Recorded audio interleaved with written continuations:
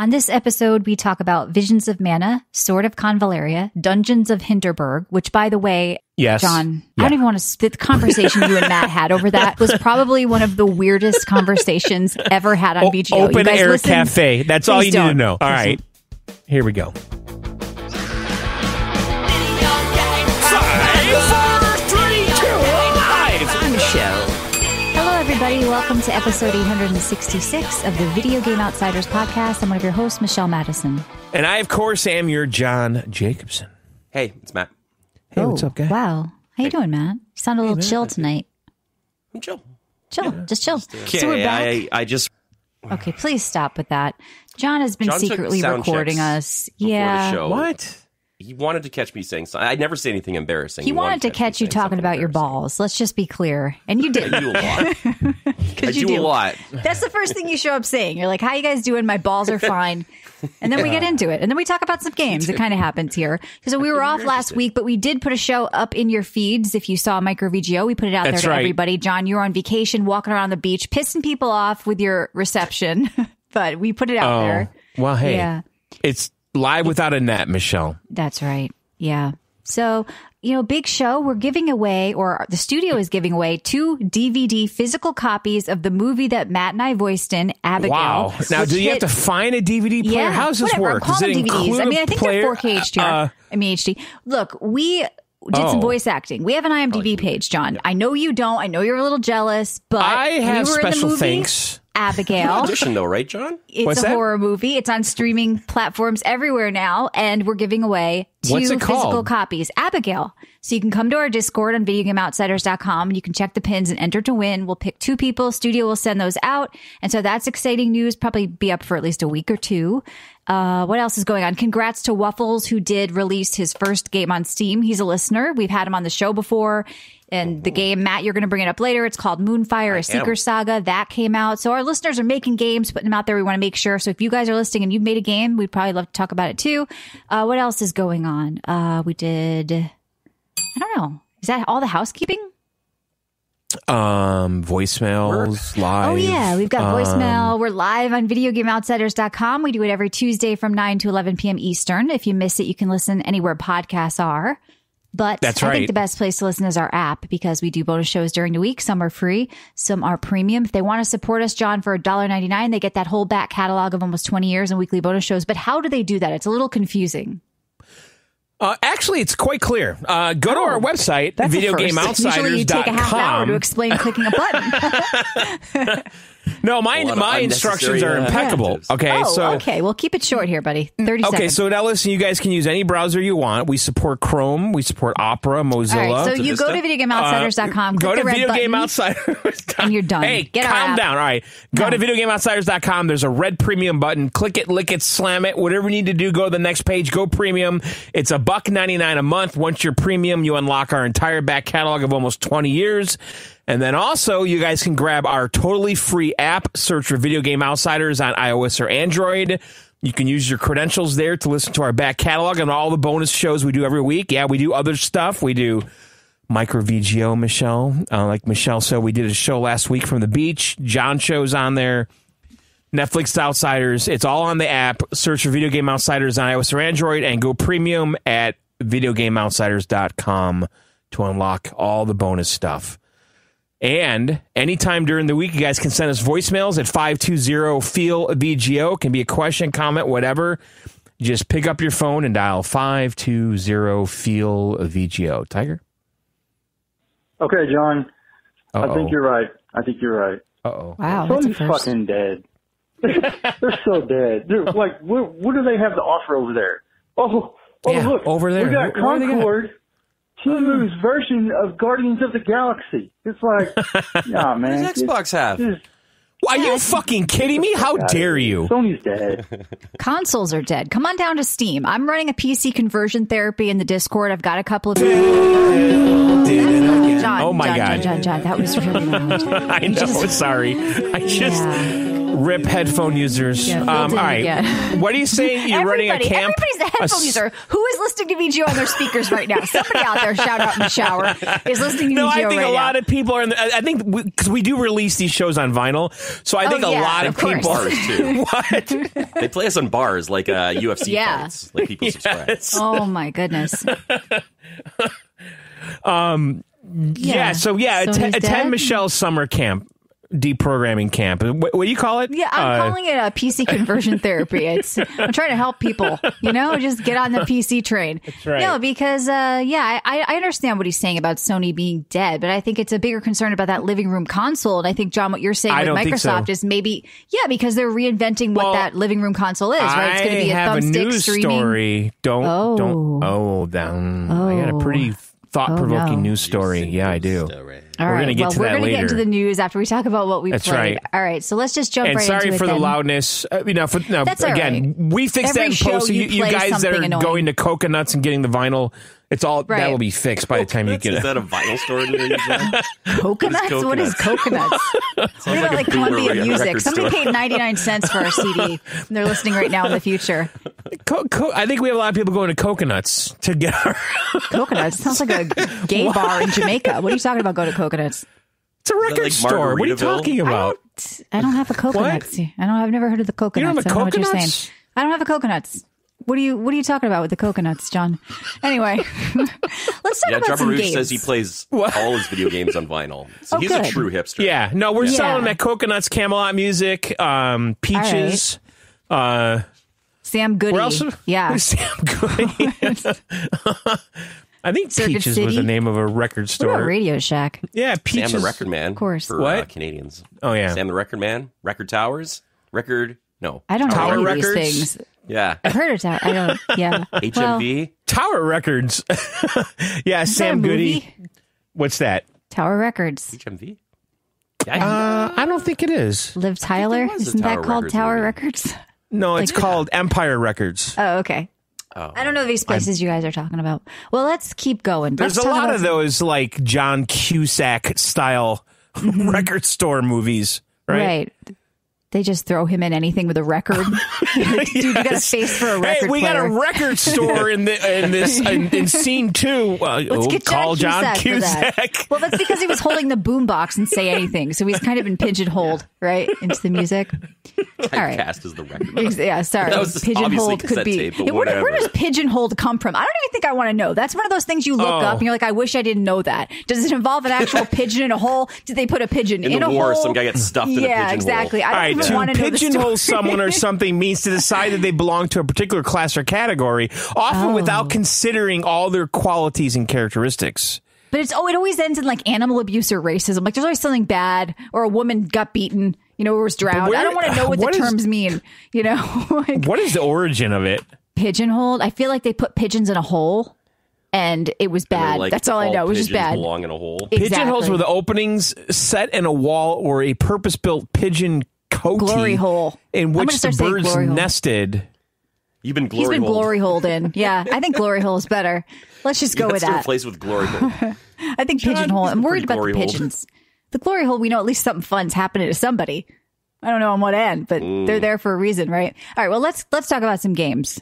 You ready, John? You ready to let pigeonhole go? It's just, no, because I'm trying to figure it out too, because I think it's just like marginalizing a group of people or things or whatever. Marginalizing. I don't like that word. Well, whatever. It's just like all you pigeons just go in your holes. John, I understood what it meant. I know what it means, but I didn't know the origin of why there was a pigeon and what they did with them. That's all. But now that we are moving on from that, let's talk about some games. Are you ready? To put away as if in a place readily accessible for future reference. That's not pigeon. That's layaway. That's saving. That's layaway. It's like Kmart shit. Right? Yeah. Bradley's and Caldor stuff. All right, let's talk about games. So we got a lot to cover. You're ready. Yes, I am. All right, good. I moved on from get to the pigeonhole. idea himself. Yeah, that's how it works here. All right, well, let's talk about Visions of Mana. Out August 29th. It was a game that apparently people said it was coming to Game Pass, but it was an error. Oh, no. Because some of the promotion had Game Pass stuff under it. So just to be clear, Not coming to Game Pass, but there is a demo you can try now. And I've heard it's multiple hours. Did I play the multiple hours? No. Now, John, I know you played this game with me, so please jump in. Tried it on my Steam Deck on vacation. This is from the Mana series. The first one was out on Game Boy, I think. Right? Secrets of Mana? NES-ish. Or NES or something like that. I think it was Game Boy, but maybe I'm wrong.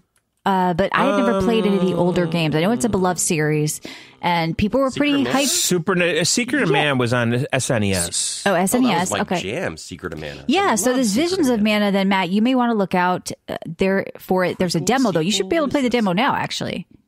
So yeah, play the demo. Yeah.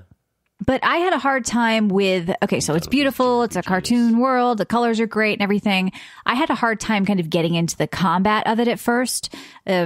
Obviously the typical stuff with monsters being weak and resistant to things or immune to other stuff, and physical damage like slashing and striking, like do certain things. And, it's not like I can pick on anything with the combat specifically that I feel like I could explain why.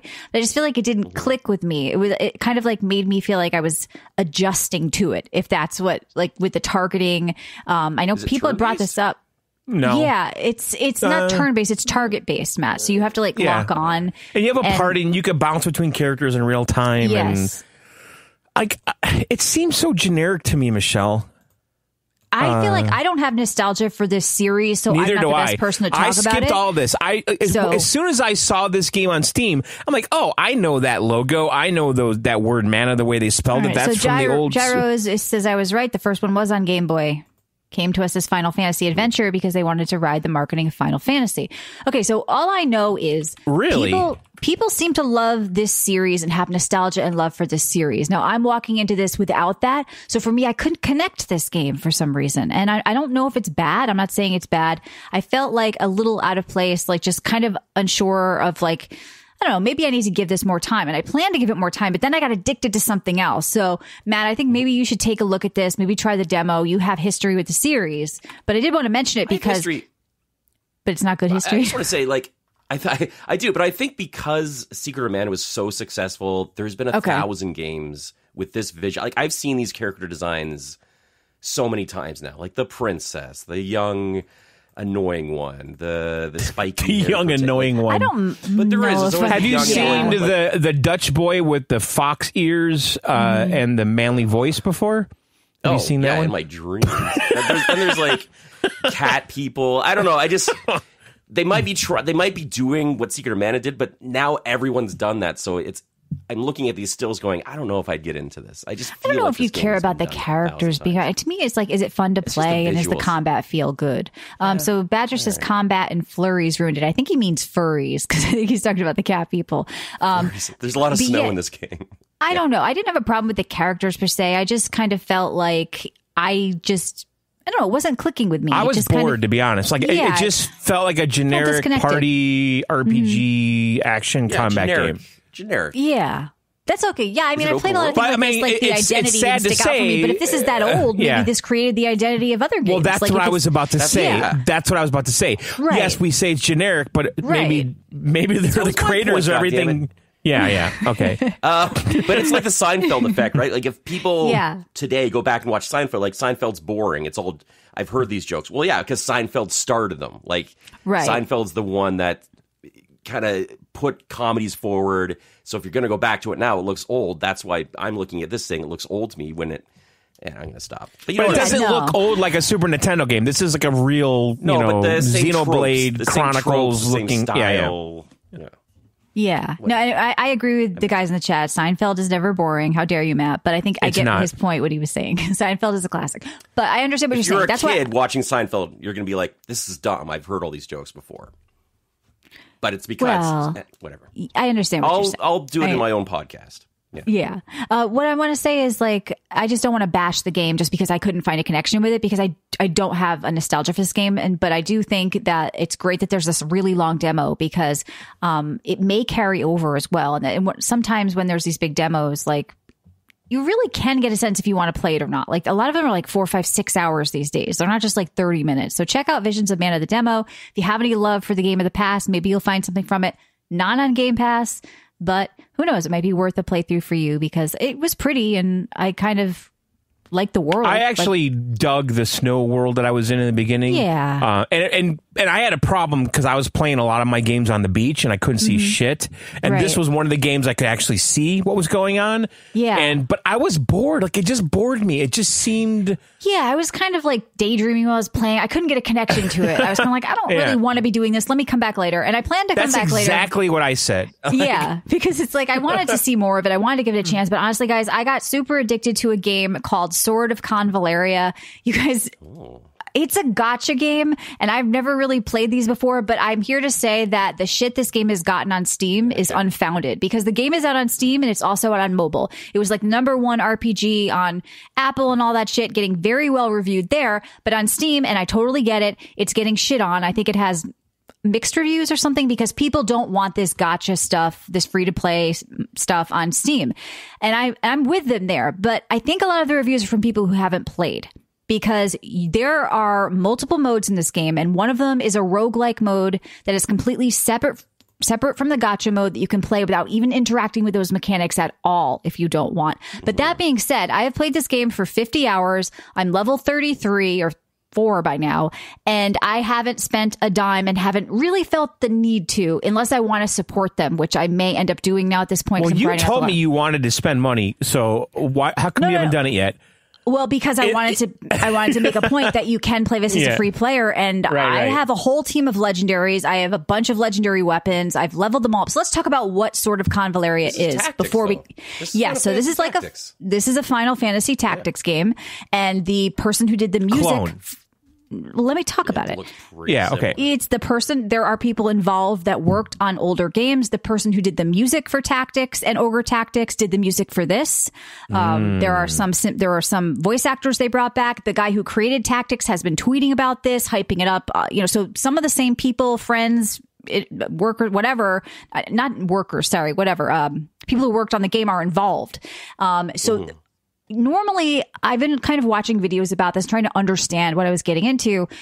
And they said normally with gotcha games, they don't like to talk about the main gotcha. The developers don't even mention it unless they have to. These guys made a point to say, yeah, we know it's a free to play model, but we are making a point that you do not have to pay to play this game. We are also making a point to put a classic tactic style game, a new take on it being a roguelike within this game if you don't want to interact with this at all. So these guys consciously went in knowing that they were entering into this world, but they did it in a way that I think is honestly pretty reasonable. I can't just shit on this game because it has gotcha mechanics. And I really do think that I've played 40, 50 hours completely free. And also, it's a really fucking badass game. Like, this is a great tactics game. What's the rogue part like? Like, what do you do? The rogue part like is Spires of Destiny, and you just kind of go in with a team that you unlock as you play, and you're taking care of a town and doing all this stuff. I don't really love that mode. A lot of people do. There's another mode you can play where you're just working your way up on a boss rush kind of to kill bosses up a tower. Turn-based kind of combat. I like the story and the challenges, and that's what I'm doing. The collecting the different characters. XCOM-y? Yeah, I mean, it's a tactics game. It's Final Fantasy Tactics. It's Octopath Traveler in a small way. Yeah, characters on a grid, tons of characters, red, purple takes out yellow and red beats green and all that stuff, and archers and healers and rolling for different characters. And they throw like good characters and summons at you left and right as you're playing. And a lot of people have been doing, and I guess this is a thing with gotcha games. I didn't know about it really, but it's a kind of a thing they do where you have these free accounts and you can't do it on Steam. So they say to start it on your phone or your iPad first and then take that account to Steam. You keep rolling to get like a character you want because they give you a free legendary in the beginning, basically. So people do these like throwaway guest accounts so they get the one they want if it's like the best one or like the S tier one, and then they'll attach their account because you can play this cross play. And I have been doing that on my iPad and Steam, and it actually works. These are the types of mobile games that really work well. You guys, if you've been listening, know I got super addicted to Fire Emblem Heroes for a bit on mobile, and those are the types of mobile games I can handle. They're they don't feel like, a fake controller on the screen. You're just touching, moving people around, managing stuff. But at the same time, I'm loving this on my iPad. I'm also really liking it on Steam, where I'm doing a lot of character managing, leveling up weapons, and, doing all these different things, running all these different modes. And I feel like I'm playing a real tactics game. And so I have nothing but like great things to say about this game. So thank you, Gyro, for starting a guild.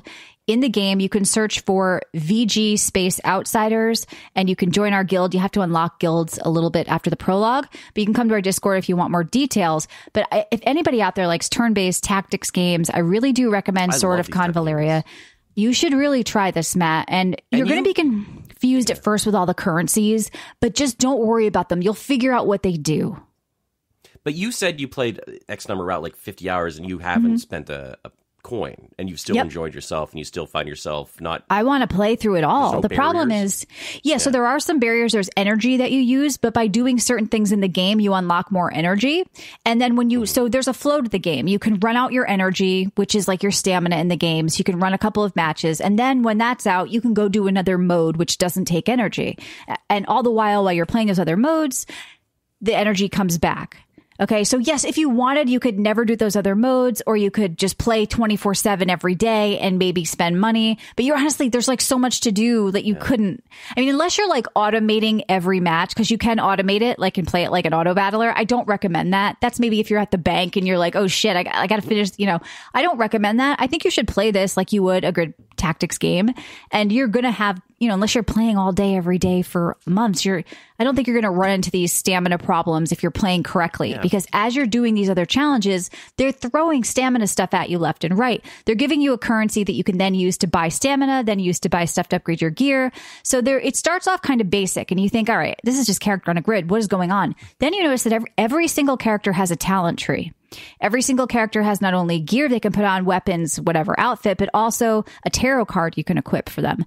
And so the complexity sort of unravels as you keep playing. Typically, I don't think you'd see something like this complicated for a mobile game. Like, this is Fire Emblem Heroes on crack. Like, it feels like a real game. And then you also have your own talent tree.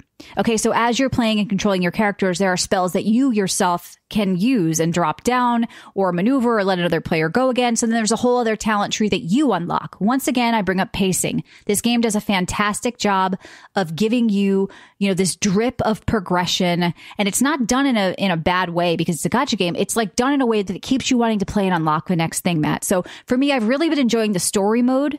And as I'm playing through the story mode, I go do the daily challenges. And then when I run out of stuff, I might do a Clash PvP mode. So yeah, there's just tons of different modes in here. Roguelike, Clash PvP, a Trials Challenges mode, the main story mode. So you're going to get in, and it's so easy to just look at the Steam reviews and go, oh, gacha game, fuck this. This is greedy. Like, how is this greedy if I played 50 hours free and I had fun? And I don't think my characters are like much worse than anybody who paid. I feel like this is the type of game where they said that they wanted like 95% of the players to be free players, and like the other 5% would be whales to like carry it all. And then there's people like me who on the whales. And I think they're banking on people. There's nothing wrong with that, with this at all. Yeah. And I think they're banking on people like me who just want to give them money to support this. But if the game is good, like, what's wrong with spending $20 or $10? Exactly. So if I've played for 50 hours, am I an idiot because I want to throw them $20 to buy some summit? Like, no, I want to, like, these guys made a badass game. And when you start to look into, quote, the pedigree, John, of some of the people involved, a bunch of people did like Secret Robot Wars or something, like a big game from NES or whatever, PS2, like all these people that have worked on these other games tried to come together, do a tactics game that, yes, it's gacha, it's got gacha stuff, but there's a real other separate game in this. And then even the main story game, you don't really have to go crazy and spend stuff. Now you can, it's there if you want to take advantage of it. But I really don't think you have to. So this was a game I didn't expect to get that into, and I did. Sure, sorry. If given a choice, would you, $39.99, unlock everything, you don't have to even worry about energy and stuff. Would you pay $39.99 and just be like, this is a great game? But you still need progression, though, even if you pay $40. But that's the game. But you shouldn't be given everything in the beginning if you spend $40. I'm saying like you're given the ability to upgrade. You're not. There's no barriers. I know you can play other things, but like there's no currencies. It's just a pure game for $39.99. I still feel like they'd have to put in something or you would just burn through the game. But I think I know what you're saying, most Matt, games have some currency and progression to. But wouldn't that you need a carrot? No. I think I get what Matt's saying. No, I would have preferred a $60 Steam version that I could have purchased maybe and not thought about this other stuff. But I have to admit, there's also but the way they tackled it, it feels really fun when you get those summons in the game, and they give you like 10 summons every 10 levels or something, and yet you can buy them. But as you're playing through these challenges, you also unlock legendary characters. So like, John, they didn't have to charge for it. It could have been built into the game mechanic. So I would have preferred, sure, keep the free to play model on phone. Give me a $60 game on Steam. I mean, I think that's what most people would have preferred for PC, but I cannot knock how they tackle this. I don't see a lot of greed here. I see people that loved this genre, wanted to do something for the market, and kind of found a way to walk both lines. So I don't think a game, just because it has gacha mechanics, is instantly bad. I think it can be done in a tasteful way. Is it annoying? Yes, because there's 5 different currencies and you're a little confused at first and you don't know what's going on, and you kind of feel that temptation to maybe spend something. Like, John, I know I said I wanted to spend money because I was ready to be a whale. I was loving this game. I know, but I'm saying that's a positive. That's a positive thing. You love the game. You liked the game. You felt like it was worth it, and you wanted to support it. I think that was a positive that you said that, not a negative. Like, that's fine. But back in the day, we used to get this stuff because it was just part of the game. No, back in the day, you might get this for $60. Now, today, I just played a game for free for 50 hours, Matt. I mean, you can look Michelle, at it both ways, is it right? like this, though? I It's like, understand. It's like, okay, you're making your party, you have 10 characters to choose from.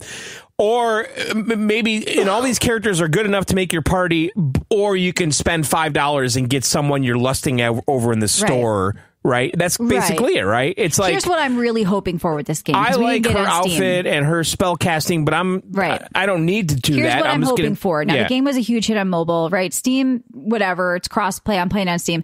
I hope they do a Switch version, John, with paid $60. I really hope they do, because I want more people to experience this. And I think a lot of people just don't phone game and they don't want to do gacha stuff. I would love to see this out on Nintendo. There is such like Final Fantasy Tactics love in this game. That's what they did with Metal Slug Tactics. Is that the last game I just played on the Switch or on the Steam Deck? Like, that was a mobile game, and they took everything that was in the mobile game and just put it into one package, and charged like $20. Yeah, Gyro says, I think John gets it. It's like collecting and working the characters developing. If you have unfettered access, I think a part of the design is shattered, and I totally get that. But I do think they could find a way to do it, like, because I don't think Nintendo would ever do this free to play thing with the whatever. So I honestly think there are so many people out there who just have a lot of love for Final Fantasy Tactics and Ogre Tactics and all that shit, and they probably won't try this game because of the other stuff around it. And it's a really, really, really good game. Like, I really, really like it. Now, I have one complaint about, I tried playing this game on my vacation, and I made a decision not to play it on my Steam Deck because I figured on my phone would be the better long-term play for me with this game. Because it is bite-sized, right? Like, you can cross-play Steam Deck and phone, too. Well, I didn't know that at the time, because on the phone it wanted me to log in with my Google account, so I didn't know Steam Deck would do the same thing. So go to your phone first, re-roll till you get the character you want. If you want to do that, use your Google. But because you could log in with like Facebook and Google, but it didn't want me to log in with Steam on the phone. But anyway, okay. My complaint with big mobile games in general, and this is not a dig on this game, but after you download something that's like 3-4 gigs, don't make me then have to download 800 megabytes after John, I launch it. I did this on my iPad as well, and it went like this. Like, I downloaded the game and then I turned it on, and it just downloaded like this.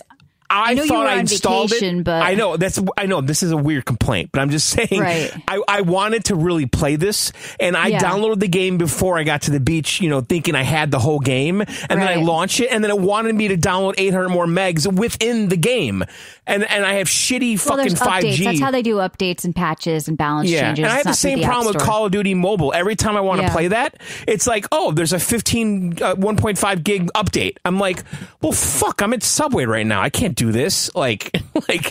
So anyway, I really love Sword of Convaleria. It's a Final Fantasy Tactics game. Had some of the people involved. Like I said, the music is badass. We have a guild, so search for VG space Outsiders or come to our Discord and talk about it in action adventure with us. We've been all talking about it and kind of going back and forth. 2 or 3 of us are playing. Yes, I'm just asking questions. Hi, John from VGO. Hi. So, is it correct? Am I correct in thinking that the phone would be better than Steam Deck because of the touchscreen? It's mostly touchscreen. I know the Steam Deck has a touchscreen, but it doesn't exist. Right? So I didn't play on my phone. I played on my iPad. I loved it on the iPad. No, a tiny phone. I honestly can't speak for. Maybe it's fine. But you have a big my phone's like a mini iPad, right? So but your phone, and it has a better touchscreen than Steam Deck, so my thought process was correct that the large phone will be better than the Steam Deck, right? Like, yes, exactly. Long term. All right. What if your Steam Deck has a touchscreen? Why wouldn't it be good on? Because I don't play touchscreen games on my Steam Deck. It seems weird. What do you do with a Steam Deck? He props it up. He gets a controller. He gets a TV. I just, you know what? Yeah. Any games that require the touchscreen on the Steam Deck are usually shit anyway. Like they're not.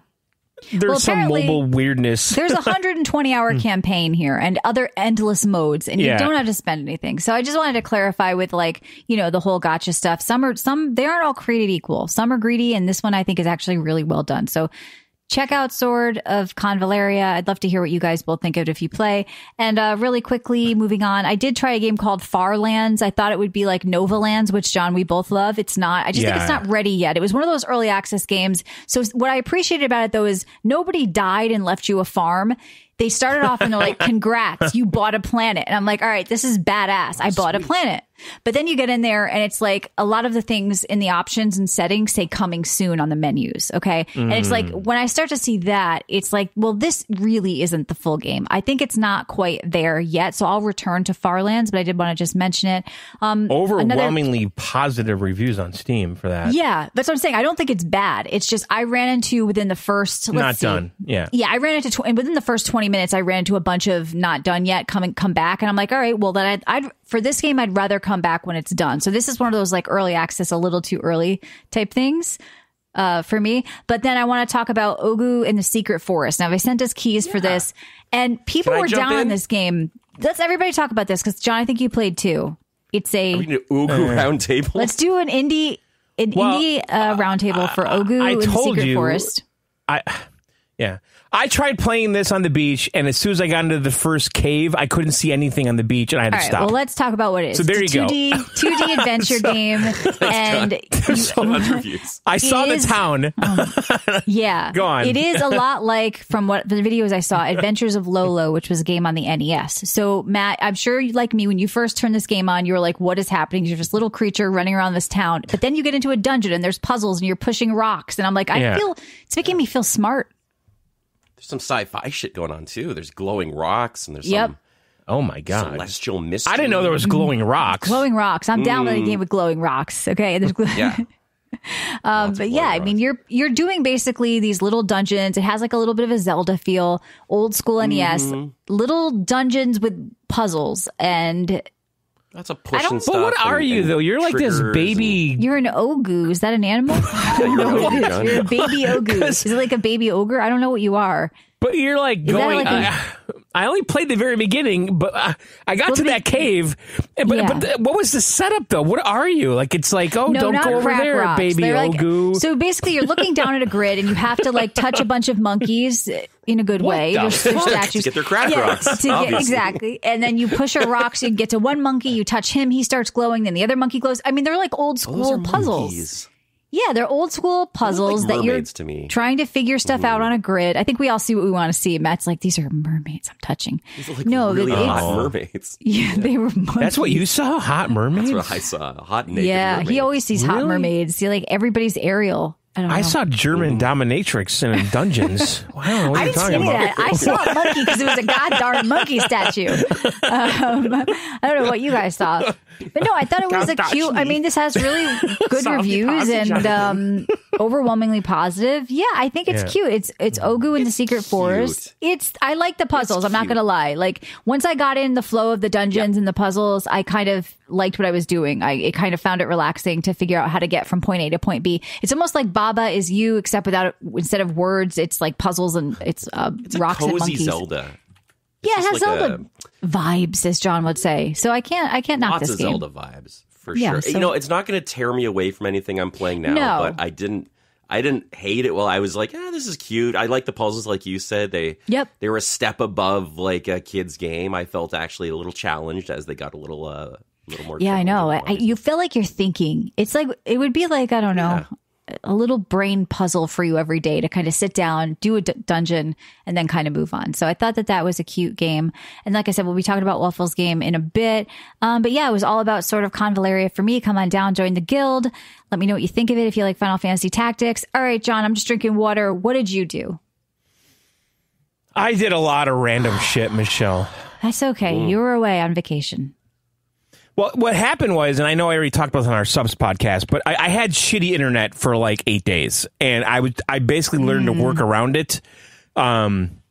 And I ended up playing a lot of games that I already had installed on my Switch and Steam Deck. Like, I revisited Luigi's Mansion 2 HD, which came out like a couple weeks ago, and I beat the first mansion, I beat the first boss, and I really... Yes, it's a remake from the 3DS one. Tell me. Well, I mean, I could tell you, I've played it more on the Switch than I did on the 3DS at this point. Okay. I actually like it quite a bit, to be honest. Now, Michelle, this is... See, Matt, this game is like a haunted house amusement park, basically. Like every level has endless things to click on and find and discover. It's just, it's madness. Like, you can go into the mansion and just go right to the goals as fast as you can and just do it. Or you could linger in every room, open every drawer, and, you know, shake every vase, and you shake this vase and a coin falls out, and then you shake the next vase and a ghost pops out. Oh my God. And now it's like Ghostbusters, and you're sucking them up with the vacuum. You got to flash them with the flashlight. And I like it more than I loved the first one on the GameCube, and I think I played the fuck out of that one because it was a launch title and that's all I had. And then when it moved on to like the 3DS, I didn't get into it, which this game is, but I actually like this a lot more on the Switch. I think they did a good job with it, Matt. Help me out, because so what version did I play? That you had like a little professor that was talking to you sometimes? Well, that's all of them. Egad, Professor Egad. He's like in your home base. I just don't want to buy the same game again. So I played the heck out of a 3DS game a while back. That's this one. It has to be. Because Luigi's Mansion 3 came out on the Switch. Luigi's Mansion 1 came out on the GameCube. And this one originally came out on the 3DS. Yeah, no, we played it on the Switch. So maybe it was... That was 3. That was 3. So this isn't 3. This is the first one we made. This is 2, which was on the 3DS, but it's a remake of that. All right. So this is Luigi's Mansion 2 HD. It originally came out on the DS, and they redid it for the Switch, and it plays great. This game is more bite-sized levels, whereas the one in the GameCube I remember just being an endless castle or mansion, and this one is more like mobile, not mobile, but just like with handheld in mind. It's like, you're going to do this one little level that has one mission, go in there and find the source of whatever, that's causing something in this room, and you go in there, you find the ghost that's causing this disturbance, you beat him, and then you go back to the professor guy, and then he looks at all your ghosts and your gems and your money, and then you could upgrade your shit, and then you go to the next level. So it's like more level based, whereas I remember the one in the GameCube not being like this, but whatever. I like this game. I actually do. So I'm on the second mansion or house or area. The first, it's like I think there's 4 or 5 different areas. Each one has like 12 levels or 10 and a boss. So I finished the first section. So I'm like 30% through the game right now, something like that. I don't know, Matt. It's cool. I mean, there is an online component to this too, where you go online and play against other people. I just don't like these bite-sized levels you're talking about. But I mean, the bite size might take you 20 to 30 minutes. Well, how many mansions are there if they're bite-sized? When you say Luigi's Mansion, you promised me one large mansion, John.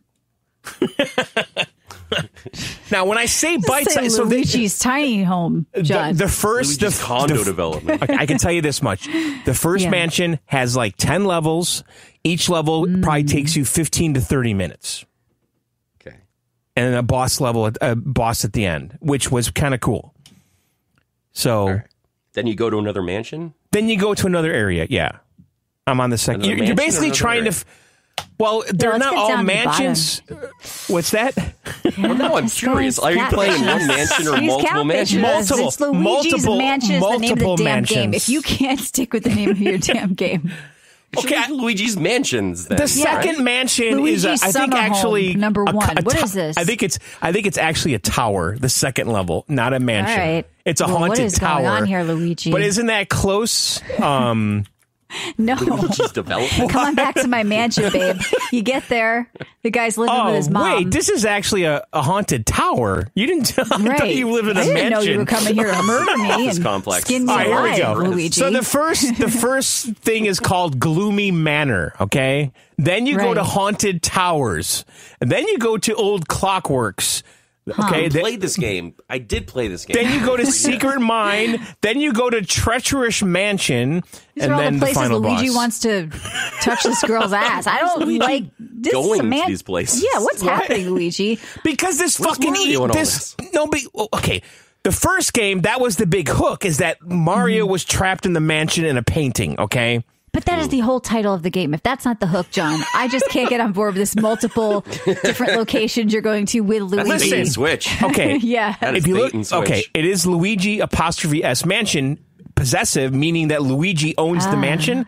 I don't think he owns anything. I think he's kind of like a home invader. He's subletting them. Yes. What's it called? They stay there. What's it called again? He's a squatter. Yeah, he's a squatter. Luigi's squatter. Yeah. I don't think Luigi owns any mansion, and I don't think, and honestly, in hindsight, I don't think there's a single fucking mansion in this game. These people are all dead. Squatting They're Luigi. waiting for estate sales are going on. Luigi's squatting. Because according to this, break and enter Luigi. There's a manor, there's a tower, there's a clockwork, okay? There's a mine. Yep, he's a slumlord squatter. The last level is called Treacherous Mansion, though. Yeah, because the owner shows up and is like, get the hell out of here, Luigi. You're exposed. The police finally show up and end his rampage, apparently. Right. Yeah. I thought this was a kid's game, John. I do like this game. Why is it a kid's game? I have played this game now that I remember it. So I played 2 Luigi's Mansions games. So. You played the one in the 3DS from the one. Why is it a kid's game? I must have don't played 2 know. because I remember the one I played, you walked around with a fake vacuum sucking up ghosts.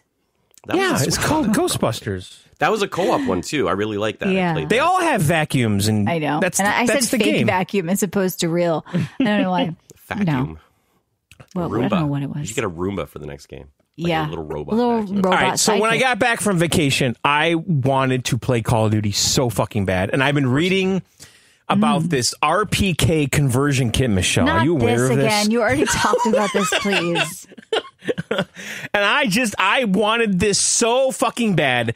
And so RPK is like a Russian like light machine gun, kind of like an AK-47.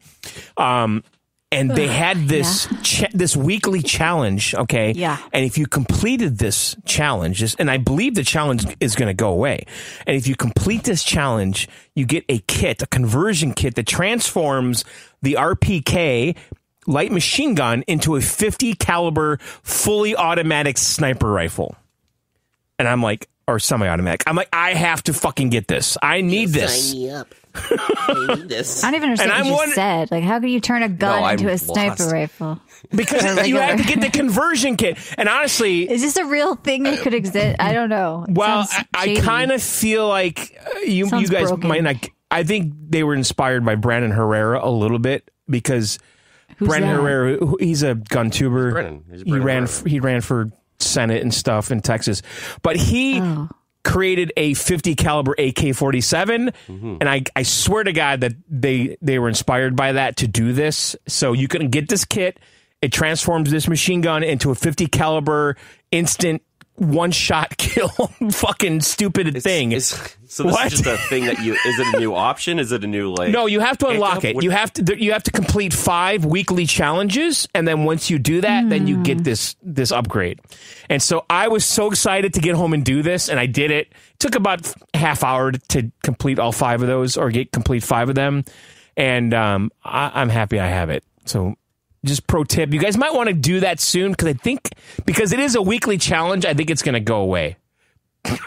And a 5 STC weekly games. challenge that you just did in 30 minutes. You confused me. Okay.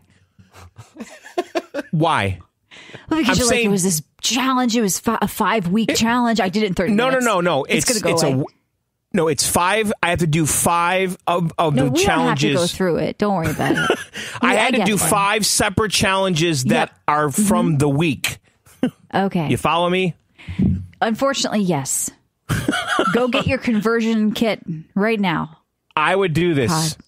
John would because I think it's going to go away. And my friend Matt is on vacation. I think when he gets back, I'm going to have it, and he can't get it because the challenge is gone. Right. Rub it in his face. Yeah. That's right. Teabag with your gun in that game. You loser going on vacation. You could have been here playing Call of Duty. What do you have? You have a 50 cal machine gun? What is happening? Throws his controller. Controller? What is he? Oh, he's a keyboard mouse guy. This is how it all ends. You guys were getting along so well for all these years. It all ends with a gun conversion. John rubbing in his face. And most of this Call of Duty shit, when you unlock it, it tends to stick around to the next games. So I hope I have this blueprint forever. Yeah. This sounds broken. Wait, Gus says, didn't they nerf it already? I don't know. I don't think they did yet. It's now shit. Congrats. All right, so Call of Duty. What else did you play? Because you said you dabbled in a lot of stuff. I dabbled. So I tried the Natsumon demo on the Switch. Now, this is a game that came out in June. You want to talk about this, Michelle? Natsumon? Well, this 20th Century Summer Kid. 20th Century Summer Kid. I saw a bunch of articles about it because they're saying the original game inspired Animal Crossing and all things we know. It was they just released an English patch for the game. They released it on Steam, Switch, but they released an English patch. It was Japanese only. And it's like this kid running around. You played, John. What is it? Because there's a day-night cycle. This is based the director and the people that made this made a game in the early 2000s, like 2000, that was on PlayStation. It was called Baku no Natsuasumi. Right. Yeah. And that's the series that I order that every time I go. Yeah. That's the series that supposedly inspired Animal Crossing and maybe one of the first cozy games. Okay. Which honestly gets my attention because I'm like, we've all played Animal Crossing. Where did it come from? Well, but this game came out a year before Animal Crossing, so they didn't have like a ton of time to copy it. But this is a chill game, Michelle, and it actually reminds me a lot of that Alba game that game with the environmentalists rescuing the dolphin girl who didn't have a childhood. Yes, we remember that story. Unfortunately. So this is another one of these open world chill. And I played a bunch of them in the last year or two, like Little Gator, that I forgot Wobbly the name Life. of that. Wobbly Life to a degree, but the other one I'm thinking of with the car, I don't remember the name of it. But Tiny Tim Balls. Yes, Tiny Turbo Terry's. Turbo Terry's Tiny Balls. Yeah. So this is a beautiful game. It really is. Like, I love the environment, the style, the graphics. Whoever made this knows what the fuck they're doing. Okay, it's like a painting. It's like a comic book. Not a comic book. It's actually like an anime. It's like an animated movie. Studio Ghibli. Kind of. It's really, really deep. The world. Adorable. Yeah, it's pretty great. Now, I played the demo. It's on the Switch. This is a $40 game. How much is it on Steam, by the way? I'm just curious. I think it's 40 as well, but I was looking at some reviews. People like the first thing you want to do is get in and turn off the day-night cycle. Just play and relax, run around the world, meet the townspeople, do quests for them, go fishing, just live the life of this kid during the summer. Well, okay, here's the setup, too, and you're going to love this. So this kid is traveling with his parents who own a fucking circus. Oh, no. These are carnies, okay? And they basically are traveling around Japan, and they're parking in towns. And this kid has to live. And this kid has to live in the town for like months while her parents are doing circus shit. So he can never make a friend, never make a connection. Homeless? Yes. No. Yeah. His parents are basically going from town to town to town. What does a Japanese circus look like? Do they have elephants? Well, there's a tent right now. So, the demo on the Switch, you can only play the first day. So I don't know what happens with the circus eventually. Now, Michelle, I thought about this after I finished the demo. I should have turned off that day-night cycle because I could have stayed in the demo forever. Yeah, that's what they're saying. Like you make a day last forever and just enjoy the experience. Yes. So I may want to look at this game too. Because the demo ends when the day ends and you have to eat dinner with your family. Oh, no. And I had no choice but to end it. But if I turned that day-night cycle off, I never would have had dinner with my family. Do you think the whole game could be playable? This is like Groundhog Day. You're doing your own version. I don't know. So again, this is an open world, chill game, perfect for kids, families. very benign. Well, we don't know what happens on day 3. Don't say perfect for kids yet. Okay, this circus kid could be getting some deep shit. You're right. And actually, there is some weird paranormal goofiness going on. Yes. Because there is a ghost girl that I found, and I think you mentioned her in something you read. Yeah. There is a dead girl by a tree. Okay. That I spent like 10 minutes trying to figure out how to get her to stay there, because if you get too close to her, she disappears. Whoa. And I tried sneaking up on her. So she's a ghost. Yeah. And you get there and you're John like, is now describing what a stereotypical ghost means. So there's this thing, right? You could see through it. You could walk through it. It's a girl. It's a girl. It's ethereal. It sparkles. Yeah, there's a girl below the tree. You can't touch it. Right. A ghost, someone who formerly lived, their entity is still there. When you get too close, right, she vanishes. Well, you got to figure this out. You got to sleep with her. Well, no, I tried sneaking up. I tried sneaking up on her from behind the tree, and she couldn't see me, and then she disappears. But then you get there. It's a mask. Bring her something. Bring her something. And so you get to this where the ghost was, and the kid's like, "Oh, I thought I heard someone say something." Mm-hmm. So there's something going on that I saw that's not all on the up and up, and these people are all like spooked by spirits and all kinds of shit going on. The townspeople that you talk to, they're all kind of weird. Them. There's something going on in this town that eventually I'm sure I'm going to get into. But are you going to play more? That's the question. Well, I don't know, because in the demo I'm like, God damn it, this is like Alba, and like I should just go play Alba, one of those other Tiny Terry games, because it's kind of the same thing. But I really dig the style of this. But I also dug the style of Alba. So, but this is really kind of cool Japanese style, like town and stuff. Deck game. Yeah. This is a chill deck game.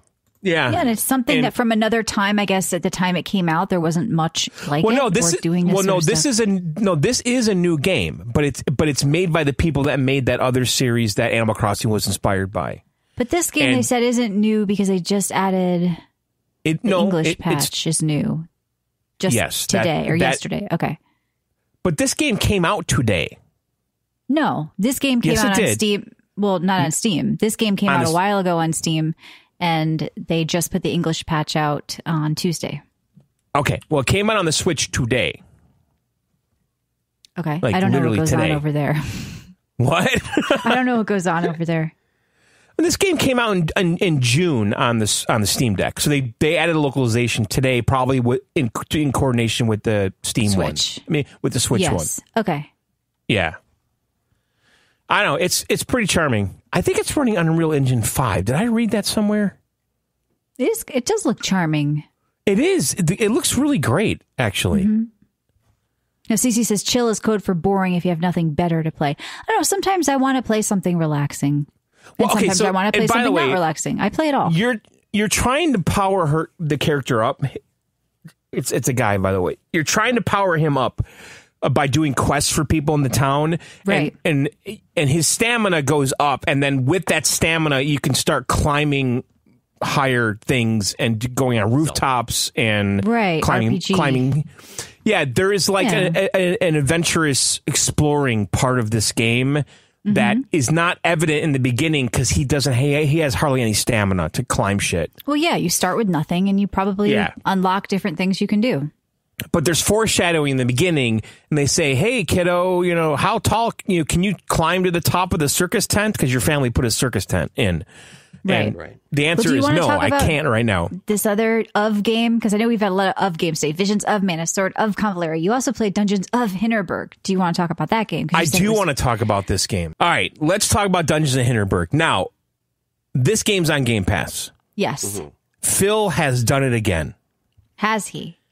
Yes. Now, let me tell you about this game. Now, Michelle, you're going to appreciate this. It's that good of a game? Just hang on. Okay.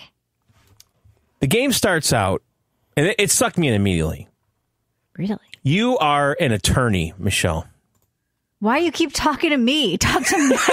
Yeah, I'm here too. This looks like my type of game. You're a female attorney. I'm sorry. Whoa, please don't pigeonhole me with all females, okay? Just because I like law dramas. I would have been a great lawyer. I know exactly, Michelle. Okay, exactly. So you're in Vienna, okay? Okay. But you're going to watch a video. But maybe Matt's there. What if he looks great in like a short skirt and heels? No, in like a that's courtroom? not the main character. No, okay.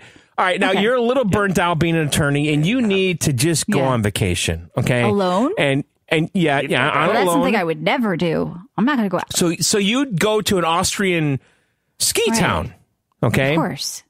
And you bring all of your gear. That looks a lot like skis. Okay. But it's not. You're not carrying skis. You have something sporty on your back in a very sporty case. And this that looks sucks you in? I'm rail grind in this game? No. You got a laser in your backpack? No, you got a sword. You have a sporty sword that you bought at REI. Yep. Or Dick's or somewhere. And sporting goods. You're going to this town, this ski town, and all these tourists are there. It looks like they're all there to do ski things, but no, they're all there to go to the dungeons. Right. Is it like a Wicker Man scenario? So it's like this ski chalet town that has all of these dungeons, and everyone that's in there are tourists. They're all adventure seekers. They're all getting away from their jobs to do these dungeons. And that's like cute. I love a place like that. And I actually a place like that. It's really well done. It really is. Like I was like, okay, I love this premise. It's so stupid. It's very millennial, whatever. No, so you should have been talking to Matt about this because I have lost interest. I'm looking at these screenshots. I'm listening to your story. I'm out. This looks great to me. What? So this is an RPG adventure puzzle game is what it is. Okay. Is it hubs? Is it a big open world? No, it's hubs. So many different environments. It's all of that. It has a day and night cycle. Okay. And during the day, you could do anything you want. Now, you can go do a dungeon. You can have relationships with people that will give you buffs and power-ups and all kinds of shit. You're talking to a grandma at the bar. Yes. So basically, here's how it works. Every day, during the day, you can go to a dungeon or just explore. And then at the end of the night, you have to hook up with somebody and basically build a relationship. Yeah, buddy. Wait a minute. You're going to find a place to sleep every night? You're a vagabond? No. Go to a hotel, bitch. No. Every night? Well, what do you mean? You sleep in your hotel every night. But before you go to bed, you're going to go out to dinner with someone in the town to get to know them, and you're building that relationship. Explain that image to me. This person's in an alleyway talking to somebody with green hair. She's talking to kids. There's a lot of that. You're roaming around. You don't use deodorant. I don't think I like this woman. But was she a defense attorney for people who were put away for robbing $500, which was under the limit? Yeah, okay, I don't. Listen. I hate that shit as much as you do. I'm going to give it a pass because I actually like the gameplay. Okay, so I actually genuinely like the gameplay and the world. And that's what it's all about at the end of the day. If it's fun gameplay, you're going to play it. And what I like though is that the dungeons. I did 2 dungeons, and the second one was so much fun. I had so much fun with the puzzles. They had all these like mine car puzzles where you're rolling around like Indiana Jones on mine cars and there's switches and tracks. The combat is real-time combat. It's hack and slash, and you basically have magic abilities, casting abilities, and then like these power abilities. So you have like left trigger and right trigger abilities, and then your standard attacks with your sword. I have a sword right now. I suspect later I can get other things like axes and shit, but I upgraded my sword once. But other players talk about axes and things, so I'm sure later I'm gonna have more weapon choices. But right now I have sword, and I have left casting and right like just kind of like ultimate type abilities, and that's kind of the combat. It's all based on Austrian like folklore stuff, all the monsters, and there's some weird thing going on. They're like, actually the monsters aren't the monsters from folklore. They're monsters wearing masks from the folklore. What is that? You're really into this story, and so are some of the reviews. You start as a lovely young woman in a town. People are really into this story. As an old hag. I don't know. Yeah, but here's the thing. Zero interest here. So like on day 4 or whatever, I decided that I didn't want to do a dungeon. I just went to an area that was beautiful, and I sat on a picnic table. Okay, now did you play this while locked away in prison or on an airplane or something? Were you a free man when you played this game? Now, Matt, don't laugh. I'm going to play this game. This is totally you two. I just want to be clear. This looks the rail grinding. I see like some zip lining. Yeah, there's some snowboard you get and stuff. But like puzzling. But Matt, like I decided, you know what? On day 4, I don't really want to go do a dungeon, and I found a picnic table on a hill. And it ended with I'm going to sit on a bench. That's what you ended with your game. You went and sat on a bench in a game. No, but listen to this. That decision actually gave me a health buff. Oh. Because I decided... sat down, you squatted on somebody else's bench. What's with you in squatting games? You're playing Luigi squatting. No, squatting. She's squatting. She's finding a new person every night to shack up with. I'm in some kind of federally funded like state park or something. And there was like a picnic table, okay? And so I decided those zones they set up in Portland. You're in the Chaz. Yeah, I'm in Chad. Her name's Louisa Dorfer. That's her name, Louisa Dorfer. But I'm not kidding, Matt. Play this game. I guarantee you're gonna like this game. Look, you've got an Xbox now. Shout out Crafty Matt. You can play this. Oh yeah, Phil did it again. I fired that up. Yeah, and I played this on Xbox and PC. PC ultra wide support looks pretty good. There's no FOB slider. It's way too close for me. I want to zoom out on my PC. But I love a FOB slider. Probably one of my favorite. Listen, I crank that shit all the time. I'm a FOB cranker. I'm a FOB cranker. Yeah, I am. With ultra wide, you need to, especially with Call of Duty. That shit is as high as it goes. Well, on a shooter, you're going to want characters as big as possible. So you're probably going to want to like stretch it out and make it big. Characters as big as possible. If you ever watch people like professionally play games, they have. I want to see all those doors. Yeah, we'll get into that later. Okay, what I love doing in these games, John, is I like just exploring like the city. Like, is there stuff to explore? Yeah, there is. The city? Am I going to find like? So again, Matt, the cycle is this. Okay, every morning you start out in a cafe. You guys want to live a life as a woman on vacation in the mountains. That's all this is. This looks like my life goals, Michelle. All this fucking is. This is your guys' life goals. I want to be a woman in the Alpine Forest. I do. I want to be a woman in Austria. Yes, That's you do. it. Just finding a new guy every night to fuck. You get a free dinner every night. It's easy if you really want it. Let you guys in all the secrets. How is this not your life goals? I don't want this. I've had this opportunity. I didn't want it. You don't want to have to find a new guy every night to give you a free meal, Matt. You guys don't want this life. Settle down. Go back to your job as a lawyer. All right, go take care of your fucking kids, you bitch. Can I please explain? I don't like her. Matt, she left her husband with her kids back there and their 2 cats. No, she's single. Matt, listen. She's not. So here's how the game works. Well. You wake up every morning. You guys are too into this. You guys are giving me shit with sort of Compler. You're too into this. No, Michelle, let me be in a space. Okay, right, Matt. Into it. Okay, here's how it works, Matt. Every morning you wake up in your hotel and you go to a cafe. Oh my God. Okay. Yeah. You sit down in the toilet and you pee. Can you believe it? You sit in this open air cafe, and then every morning you're meeting someone new, likely. And you guys can go do that right now. Go to Starbucks and go talk to some freak. Okay. No. And then after your morning breakfast, you create a bond with someone after that, and then you get to go into the open world. Bond. What has happened to you? Where did you go on vacation, John? Did you go to Tibet and you've come back as like a new person? What do you mean you create a bond with people? Stay at a hostel. Yeah, what happened? Yeah. This is gross. Okay, you're going to be using a poop rag like Matt next. I'm going back to my weeb games. Matt, okay, so you have breakfast in an open air cafe. You strengthen your bond with some townsperson. Open air cafe, strengthen your bond. What the fuck is happening? Perfect morning so far. Go on. Okay, so then after your breakfast of espresso and biscotti, you're going to go into the open ski resort area. God. Beautiful. Step over you're the going to take a gondola in the street. You're going to take a gondola to some area, and then gondola. And then when you're a cable car, so you take the cable car to the area, and then when you get to the big open wooded area, you have a decision: do I want to make a beeline to a dungeon, or do I want to explore and sightsee? And you could spend your day doing that. It's my choice. I can do whatever I want. Your choice, your body, Matt. After my breathtaking breakfasts. Yes. You can go do this now. Open air you don't need a game for this. Go have lunch somewhere. You guys just go out today. This is what I'm working towards, Michelle. Yes. This is like These my are life retirement goals. plan. That's right. All right, so Matt, you take the cable car to the scenic area. This conversation is not amazing, Hans. We need to end this now. How high is this cable car? And then there's lots of trails or picnic benches, public. How high is it, though? I got a fear of heights. Yeah, it's not too bad. But there's a lot of people on the trails.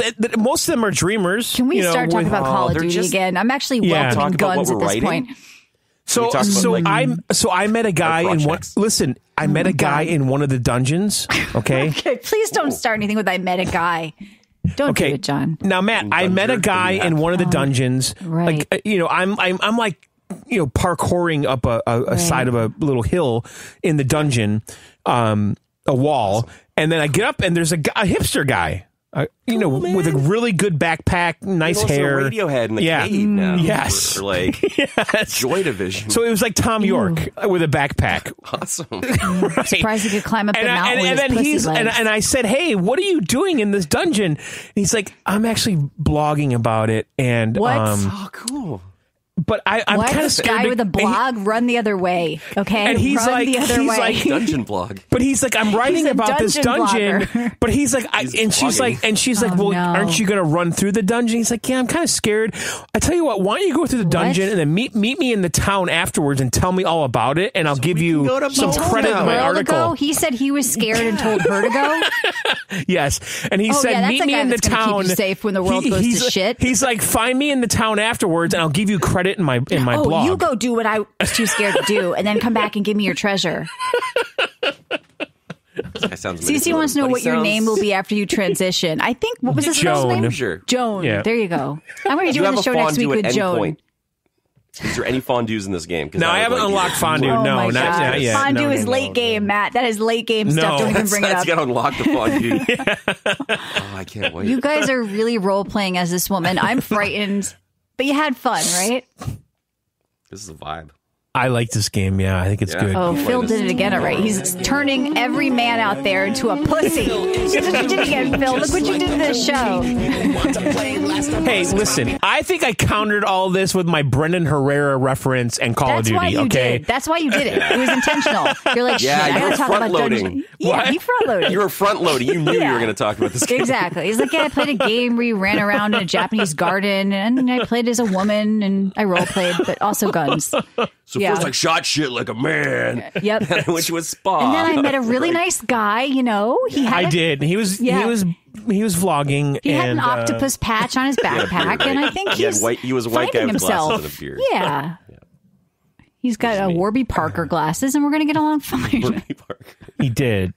He did. He had the circle one. That sounds so quaint, John. Yeah. I genuinely am interested in this. And he told me that with Warby, he usually gets like 2 pairs at a time, and it's usually good enough. And I'm like, well, I have to get 4 or 5 before I do it. He doesn't even do the risk. He tries at home first, because that's what he said. Yeah. But I said to him, well, I usually need to do like 5 pairs at home. And he's like, no. Oh, no.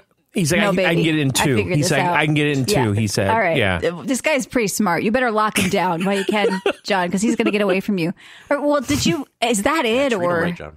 Is that? I think that's about it. Yeah. All right. What are you drinking? I did a lot of other random shit. A pink Cosmopolitan or what's going on over there? I'm drinking a Sun Love Pills. All right. Probably have like an acai berry shake or something. I'm disturbed after that review, but I'm glad you guys could have a moment together. What do you mean? It was great. I'm just, Can you do co-op in it? Can you do multiplayer? Can we just both meet up at the cafe? They should make it multiplayer. If I ever have to hear John say open air cafe and bond with strangers again, I think I may quit the show. All right, Matt, so what did you play? Let's talk about some other stuff. Let's get the big one out of the way. Moonfire, made by one of our listeners and a longtime friend of the show. Oh, nice. Now, this is Moonfire, a Seeker's Saga. Is that correct? Is that the full name? Now, is this a furry game? We want to say this off the bat. There are furry creatures. It's not a furry game. It's not a furry game. It's not a furry game. It's like it's a fantasy. I would say it's a visual novel with elements of Dungeons and Dragons and RPGing, and the fact that it is it's very story based, but there are a lot of like decision points where you have to roll for an outcome, and this game can go different ways. So it's a branching narrative too. You do meet a furry very early on, and a lot more furries, which is fine. They're very well-developed characters and not just like showing up with their boobs hanging out. Can't we say the art and the music and everything is top-notch in this game? You're maybe hearing, our listener did this. No, it's a legit game with like he found good artists. He found good music. It's legit. Yeah, the artwork's fantastic. The music's great. Like when it loaded up, I'm like, oh shit, this is more than like an average just like fan-made game. Like they put a lot of effort into this thing. So I like the story. It is a legit sized game. Like I did chapter 1 in about an hour. I know I could go back and make different decisions in it. So this isn't something you're going to get through in a half hour. So what is the gameplay like in this? The gameplay, it's a lot. So it's like you are reading a lot. There's a lot of character interactions going on, but then you obviously get to pick what you say as your character, and then it comes to a point where the bandits might attack. And it's a static screen. You're looking at characters on a screen. It says the bandits approach. Do you roll to see if you can like trick them? Do you roll to see if you can punch them? Blah, blah, blah. You pick which one you want to do, and you've got a little health meter at the top left. So if you make enough wrong decisions, basically, the game's over. Yeah, I didn't play yet, but I see this trading camp here with like a health potion and a gear. And it looks like you can buy like down the road. Yeah, so it looks like you're like doing some interacting with like management. It's not just like a pure visual novel, which I think is good. Because, I didn't get to that point yet though. But from what I saw, there was and I didn't know. So you, excuse me, you're saying like, is everything in this game original? Because the artwork's fantastic. I love. He went through. He was showing us characters in the Discord, and I remember saying, I'm going to go with this and go with that. Yeah, I love this pink tree. I kind of want that artwork. Like it's a really pretty world. There's a hot elf. That's right. Princess is totally great. And so kudos to you, Waffles. Is it on Steam now? Or are we allowed to say? It's on Steam now, August 6th, which is today. So I don't know. Like it's a dream of mine to put a game on Steam. I just like to get this done. I've had so many start-stops with them, and I know we're kind of doing something right now, but like this is congratulations. Like you fucking pulled it off, and that's awesome. Yeah, that's the thing. You did it. Like you didn't just stop. You made an actual game and you went through with it. And I know you've been working a long time because you've been talking about it on the Discord. Well, didn't I play the demo of this like ages ago? Yeah, we tried the demo ages ago. But now it's officially out. It's called Moonfire Seeker Saga. Waffles has been on the show, I think, because he's always been a good sport. Like Waffles, when we make fun of Waffles and I did a podcast together, Michelle. We did a deep dive into Death Stranding. Yeah, that's right. And anytime we've teased furries on air, Waffles has had a good sense of humor about it. And like, he's just a cool guy. So congratulations. This looks badass. Check it out. Waffles, I got to say, we're friends on TikTok, me and Waffles. And his videos come up on my algorithm, and then they direct my algorithm for the next half hour. So I see a lot of furry content. So he's responsible for taking me to some You're going to be going down a rabbit hole. That's almost between what John just put you through with Dungeons of Hinterberg. I don't know where you guys are headed. You're a furry next time. John's coming back as a woman with heels. That's true. I'm a earthy granola woman. You both are going in different directions here. I may be going in one direction. I want to talk about that Path of the Goddess game you played, Michelle. Yes, you recommended it the last time I was on. Yes. Yeah, I definitely played it. Definitely fell in love with just the loop and how concise that loop is, but you can also do a lot of experimenting with the units. I thought it was really cool, kind of the progression. Like you do the battle, then you develop your camp, and then you maybe go back to a few more other objectives. Right now, for me, it's just a skill issue. I can't get past a stupid snake boss because I can't keep track of everything that's going on the screen at once. And I don't know if I'm going to be able to make it past this skill issue. Oh, I think it was difficult. I feel like you may be missing something. Matt, let me ask you. I'm just dumb with these type of games. Hang on. Yeah. Is this a controller versus mouse and keyboard issue? Genuine No, because people most play with a controller. You know what? You talked, though, about having full view, right? Like full screen or... Yeah. Ultra-wide. Ultra-wide. After the game, like halfway through, I added the ultra-wide mod, which does make it better, but that wouldn't impact like a boss mechanic fight. Yeah. Well, you'd be able to see maybe the goddess behind you, or you'd be able to see the enemies. Maybe you're not stopping the goddess in the right spot. I don't remember that boss, but like stop the goddess in a different spot, or try different units that you level up different units. Yeah. You know, like it's a little bit of trial and error. Like it's watch a me issue, totally. But the Do game you have the archers yet? Yes. Yeah. Okay. I usually I went like full archers, and if you put them up on higher points, they do more damage. I don't know. It could be something like that. Like it's just finding the right location for your guys. You know? Totally. So I'm going to continue playing because this is everything works, which is weird to say, but nothing's broken. Everything feels like really just refined what they're doing. There was a lot of craftsmanship to the game. Yeah. Yeah, and just even how the units dance. Yep. When they're the rituals going on, or just the animation. So it's a cool game. I think that you're right to kind of praise and say people should check this out. Look at it, and it's on Game Pass, right? Phil did it again. Yeah, even though I played it. Dungeons and Hinterberg and this on Game Pass. There you go. Okay, Flintlock. I'm on the last boss of Flintlock. I got obsessed with this game. Ooh. I think. Yeah, I really, really like this game. It's very streamlined Dark Souls. It's still challenging. It's still difficult. Like there's bosses that'll make you try to go back, level up, find better gear, but you're never going to get too frustrated. Like if you're decent at games, you're going to have a good time with this. It's not. It's far. It's the really light kind of version. Yeah, because it's interesting though, because you liked Elden Ring, but you didn't want to do Shadow of the Erdtree, but yet you're playing a game like Flintlock, which. You know, it's probably not as good of a game, but you're finding it less like work, right? It's just kind of easy, kill stuff. Yeah, at risk of being mocked, like I wanted a chiller Elden Ring. Yep. So they succeeded in what they wanted to do. Yeah. It really, and you get 2 big open hub worlds with tons of stuff to explore. This game really rewards you going off the beaten path. It's a lot of verticality, John. I know that's your word. You can climb a lot of mountains.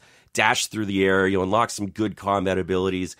It's definitely a lot more than a copycat game. I think they're trying to find a niche for themselves. I just thought it was so chunky, choppy animations combat when I played the demo. I don't think so.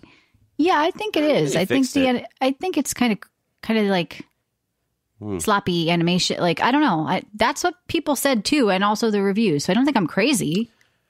It ran super well for me. I mean, it's not the running. It's just the combat itself. Kind of stuff. No, I actually like the gun and melee combo combat. Oh, it's so satisfying doing that, like because you really only have one. Play melee Remnant move, too, John. You can combine that with. We're talking about this game right now, though. No, I know. I'm saying if you like that whole like gun, then there's like a whole class that does that, like melee, then gun, melee, gun. I think I'm just saying it's like Path of the Goddess. I think it's a game on Game Pass that just came out, and I think people aren't really talking about it. They aren't really playing it. Yeah, I think. Yeah, but it's just, there's a lot of wave stuff. This off. I think if you're waiting for an Elden Ring, or it's going to give you that challenge. It's going to give you that same sense of exploration and just leveling up past difficult enemies. You're going to like it. It's a pretty decent game. I mean, John played the demo. He said he loved it, and he never went back and played it again. So it's like, did he really like it, or is there just too much to play? No, I did like it. There's too much to play. That's what it is. So much to play where it's like people can't even take a look at some of these games sometimes. They have like, I mean, same thing with Kinetsugami, right? John, you liked the demo or whatever. You didn't go back and play. So it's like, there's just so much stuff that these games may not be bad. It's just people are kind of can only have time to play like the big things. But I don't know. I didn't find the fun in this game. I thought it felt clunky, but if you guys like it, it's good. It's doing what it's doing. It's a Game Pass game too at the end of the day. When I was playing this, I'm thinking like it's another one of those games where it puts its worst foot forward in terms of the first hour or two. The first hour, you're just you're just going down a narrow thing, doing just one move. I'm like, this game is going to be for me. But then, stupidly, 3 hours in, you're in a huge open area with tons of stuff to do, and you're like, this is the game they should show off at the very beginning. This is the hook. Right. So I see a lot of people probably get to don't bury the lead. Like, just show me the good shit right away. Yeah, don't give me the tutorial level for 2 hours because I'm going to get bored. And don't treat us like you say that we've never played a game before. You know, like here's how to walk, you know. Right. Here's a pipe. Press B to duck. Fuck off. I know. Right. I know. Assume I know how to jump at this point. Yeah. Yeah, that could be. I mean, I finished RoboCop. Probably the best first-person shooter I've You played did in a not. long Okay, time. so listen. I did. Okay, Matt, because you brought this up a couple weeks ago or last week, I tried playing this on the beach. Impossible. Too fucking dark. And I want putting that in on your reviews. Like every game mentioned, it was too dark for the beach. So I guess it's a bad game. Like he's bringing up RoboCop. I got beachgaming.com. We're talking about this game. Yeah, we're talking about the game, and you're like, I don't by care. the way, this was too my dark point for of the view. beach. You can't tell me how I can describe things and what I can. It's too dark. Matt, tell listen. me you played it in the hotel room. Did you like it? Matt, listen. I know you like RoboCop, but I have to say the game's a bit too dark for the beach. All right, shut up, John. How dare Would you agree? Would you agree that it's a bit too dark? It's a bit too dark for the beach. What? I think it's perfectly lit for my house. It's not good at the beach. It's just not. It doesn't say that anywhere in the Steam page that it's good on the beach. Reviews. Yeah. I think I'm onto something with this whole beach angle because I don't think you are. No, that's physics. I think you should move to be better to Hinterberg. If I started blogging about the best Steam Deck games for the beach, don't start blogging about anything. That is a niche. John, you could have found a tree with shade and played this game. Like there's ways to address this issue. Not at the beach. That's why. Play under a towel. Listen. Ooh, all right, I'm going to buy the URL. Something else better be going on. What? You should play this game though, John. It's a very. What's a good URL shooter. for this? Beach gaming. Let's see. Beachgaming.com, $2,500. Like margaritas and fun in the sun. Yeah. Wait, summer vibes? No, summer vibes. no, you have to have a gaming pun in there. Summervibes.life is $1.99. I can have that right now. Gaming though. You really are transitioning. Summervibes.life. You're transitioning to a 22-year-old girl named Kiki. No. All right. Summer beaches. No. Do all guys going through like a midlife crisis want to be a 20-year-old girl? Beach. Is that what's happening right now? Girl says, too dark for the beach.com. That'll go for a while. Well, John's looking for the URL. I just want to give a little spell it out. How about beachgamer.net? Mm-hmm. Too dark beach for the gamer? beach. Beach gamer. Beach gamer. Like a beachcomber, except games. Wait, I think we're onto something. Beach gamer, beach. All right, Matt, so RoboCop is good. I was trying to prevent this, and I ended up causing it more with John on his beach thing. RoboCop is fantastic. So it was dark, John, because you were playing in Detroit, right? There's one of the big hub areas is just this downtown area, right? He's buying URLs right now. Don't even. All right, so I could tell you this much from the. I don't want to hear how you almost saw something. Yes, I almost saw some like big robot that knocked me down. I think that's where I was. Please stop talking about disabled gaming, because that's what you're doing. You're out there stuck in some location on a shit device. This is disabled gaming. No, it's not. Let him talk about the game. Not just like, this is beach gaming. I was at the beach, so I was standing in my crotch, so I couldn't concentrate. I think on the going boss. forward, I want a little more consideration about beach gaming. I don't want consideration for you stupid beach gamers. All right, and I love the beach. Grew up on the beach, live on the beach, go to the beach. Listen, I don't care about how dark a game is on the beach. Get over it. You should fucking care. I will say it. This is an important topic for a lot of people out there. Okay. Thank you, sir. I'm not alone. I'm not alone in this sentiment. Okay, go to another podcast. There's nobody listening right now that's like, oh, John's right. I'm so sick of these games that are too dark for the beach. We one surfer that's crying right now. Yeah, we've got. I think a lot of think a lot of people situationally disabled are looking gaming. for exactly. Yeah. Recommendations for the beach, and I think there's not a lot of them out there. Start your own. That's your next show. That's right. This is your next thing. Make it a YouTube channel. You go vlog at the beach with a V. That's right. And I'm going to have like all kinds of equipment that test like how dark the game's too dark. You only have one talking point for being on the beach, John. That's the sun. That's the only thing if the game is bright enough or not. It's just a brightness review.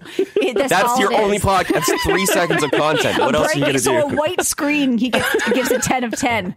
Like a Google browser on light mode is a 10 of 10. That Secrets of Mana game with the snow, home run on the beach. Wonderful. Beautiful. Run. Home run. Right. Okay? But RoboCop, it's a dark city, the end. Because of John, we're only going to get snow games from now on because situationally disabled beachgames.com. Yeah, I think you're onto something, John. I tried playing Saints Row on my Switch. Couldn't do it, too dark. I tried playing Luigi's Mansion. I tried playing and couldn't do it because it was not 5 of 5 sun rating. Sunblockgamer.com. Sunblockgamer.com. Luigi's Mansion. I was alone in the dark. By the way, Matt, I know we talk about Luigi's Mansion. That game, not good on the beach. I had to play that in the room. A game on the beach. Oh, my God. But it's good in the room. And my game that I loved, I just got to tell you, my big problem with this game, you had to download something, and I had bad reception. Question from the chat. If it's too dark, why not increase the brightness? Yeah, exactly. Why don't you go sit under a fucking palm tree, noob? Yeah. No. Yeah. Wear a hat. Beach noob. Wear a hat with a trees big and brim. Massachusetts. What the fuck are you talking about? Go to a better place. I'm sorry. Go sit under a bush. Tape a cue card over it or something. Cafe. Go to I don't think you understand how it works on the beach, okay? I understand how it works on the beach. I am made of beach. I am coastal Michelle. Listen, I invented beach gaming for one, okay? You can't sit here and tell me... No, okay. Born and raised on the beach. I live in the fucking Bay State. Hello? You don't live nowhere. You live in Farmville. You don't live near the beach. I live in beach. I grew up on the ocean. I live on the ocean. I live in the fucking beach. I don't have these I go problems. to the beach more than you do. Because I game in my fucking house like a sane person. You people on the beach with your fucking devices gaming, talk to your wife, okay? Talk to your kids. You don't your kid's understand how going to it be works. dead soon, all right? They're on crack. Okay? Go talk to your kids. Okay, right, can we continue on? You are proving my point about how... You're proving my point that this whole show has been bastardized by your beach association. You shit on my game because of the download. You're shitting on Matt because of his RoboCop review. You didn't even let the guy talk about it. He's like, hey, I played RoboCop again. You're like, Michelle, hey, Matt, you know what? This game was too dark for the beach. Wow, thanks, Einstein. Somehow playing in the sun didn't work. Yeah. You know and by the way, Michelle, you sit here and lament over this game that someone looking at a that doesn't work with shitty internet. I don't give a fuck about people with shit internet. I'm sorry your life sucks. You're in a bad position. What life choices did you make to have bad internet, okay?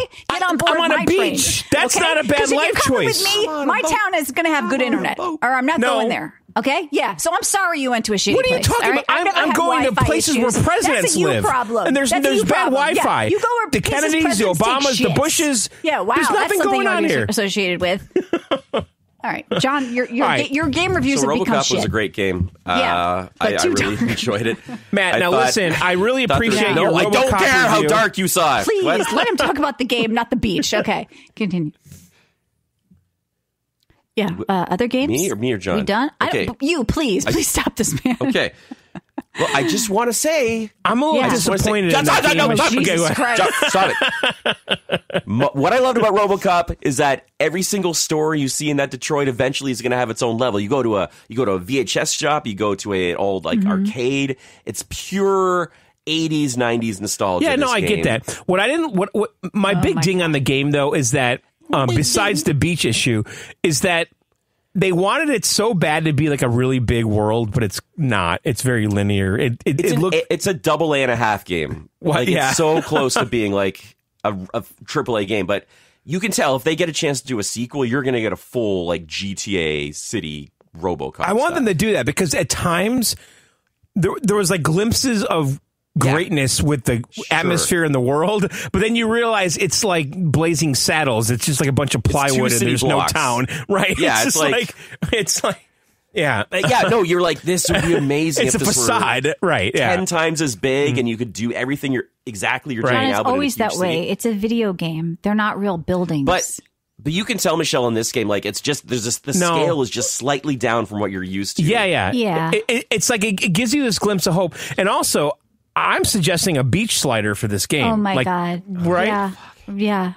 What else, Matt? What would that else? entail, John? What would that mean? The contrast goes up or the brightness goes up? I think it's called a brightness slider. That's called brightness. This thing John's perplexed about is called a brightness slider. Maybe go into your settings, okay? No. There should be a way to make the screen more light. Do you have a dark screen in a light room? I think that it should be a hemisphere thing, and you put in like your longitude and latitude. I think the developers need to get on this. The time of the day. So white, it's blinding your retinas out.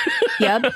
Maybe they possibly detach. I think it's a simple longitude latitude plug-in. Oh, it's a solar panel. panel or something, right? What do the longitude, latitude have anything to do with the sunlight? Because it knows where you are in the world, and it will adapt the screen to or the you position of the slide sun. Of your own finger, John. Just connect to the local weather station then. Yeah, or like he can't because he has bad internet because he's on the beach, Matt, and it's a knock on the game. Okay, so here's a good game for you if you're stuck on the beach with no internet and a shitty device that doesn't get bright enough. You can play these Dungeons of Hinterberg games. It'll be the best game you've ever played. I played that at home. As you're playing as a ginger I didn't play that in a beach. Middle of the fucking that woods, is a home game. Home bums I and sleeping in the street. The open air doing puddle cuddles. cafe at home, not on the beach. Okay. All right. Can we talk about some gaming news? I want to just a tiny one more thing. Sure. Because this is germane. That's a word.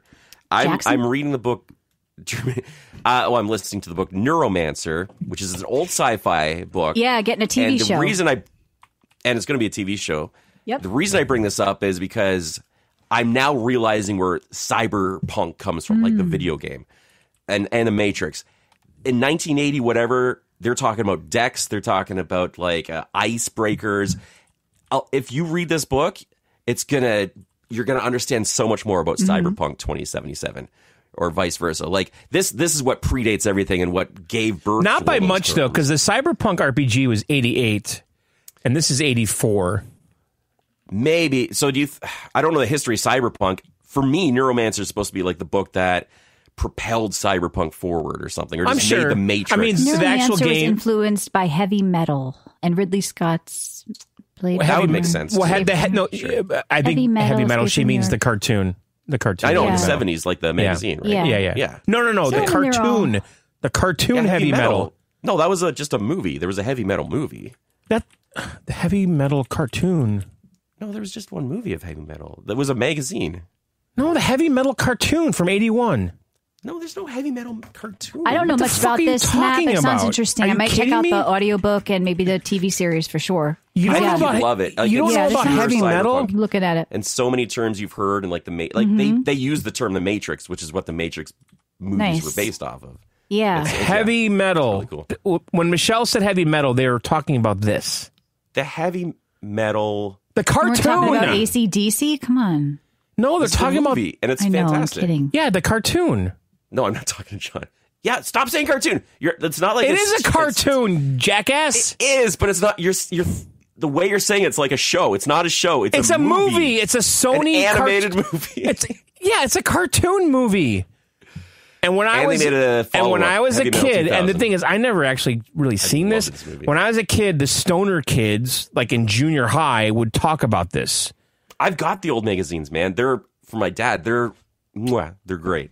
They're so good. I never even heard of this. Like the 10-year-old stoner kids, and they're actually worse, like 10-year-old stoner kids, or they thought they were. Would you grow up in Michelle, it's all like, on the side when people paint on the side of their vans like unicorns and like it's all that kind of vibe of just like dark fantasy, like right. I see like an old car flying through space, like it's great. That whole it's great. I don't think I ever saw this. It's weird looking. It's so good, dude. And then there's Heavy Metal 2000 that comes after it.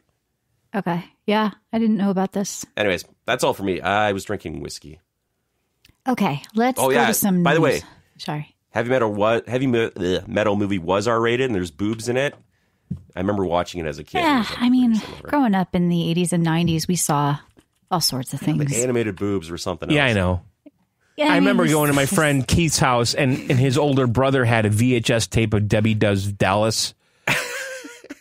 Oh, I didn't have that experience. And we watched it, and I'm like, oh, that's what a blowjob is? I thought they blew on it. Like. Yeah, we all thought that as kids. We all thought that briefly. Until it's your bachelor party, right? My friend's like, that's a blowjob. I go, what? I thought, what? Why is it called that? Like, she's sucking. There's no Shouldn't blowing. It be a suck job? Yeah, we've all had that conversation. That was the birds and the bees when your older sibling tells you. Yeah. No. And then Keith's older brother had Faces of Death. Yes, we had that. Which we talked about on this. Yeah. That's a scar. And we watched. Yeah. And then I found I know we covered this before, but that was all fake.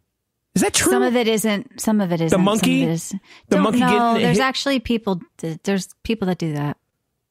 It actually the happened. parachuter, that was real. Yeah. I remember I saw a guy getting electrocuted. Yeah.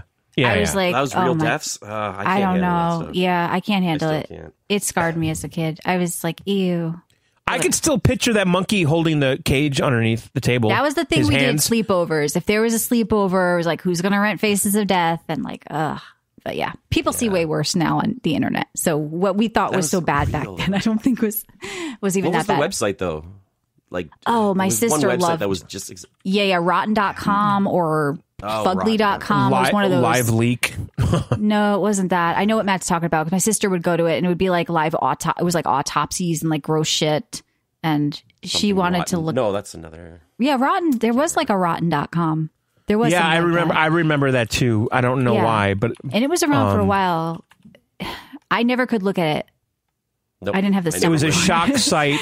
Yeah, that ended in 2012. But look, we've all seen Tub Girl, so we can make it. You know, we've seen. Wait, so. wait, Tub Girl. What? No, you know, and somebody I don't know Goatsy and Goatsy. Yeah, we've all. I don't know what Tub Girl is. Yes, you do. Did you not I grow don't. up on the internet? You don't know what Tub do it Girl now, is. though. Don't do it now while you're. Yeah. What I year still don't know is what that? she put in there. 92? I don't know. I'm guessing. That's a black hole in my world. Oh. Well, Like 90 to 94. Keep it that way. You don't want to know what it was because I was a child. That was like after high school, and I was out. I mean, I don't know. I'm guessing nonstop. on the year. I don't even remember. Well, that would make sense. Yeah, that would make sense for me as a black hole because I was not sitting at a computer during that phase of my life. You don't have to be sitting at a computer. I was out doing shit like crazy though. I just was really, never. Well, I mean, it says 2000. 2000. Is it really that late? I feel it was earlier, but whatever. Yeah, let's talk about gaming news. I don't know what Tub Girl is. John, it's a girl upside down in a tub, like shitting yellow rivers. Okay, I don't know. If it's an enema, she can clean her ass out for anal. I don't know what's going on. You asked, now I told you. Now let's move on. Okay. All right.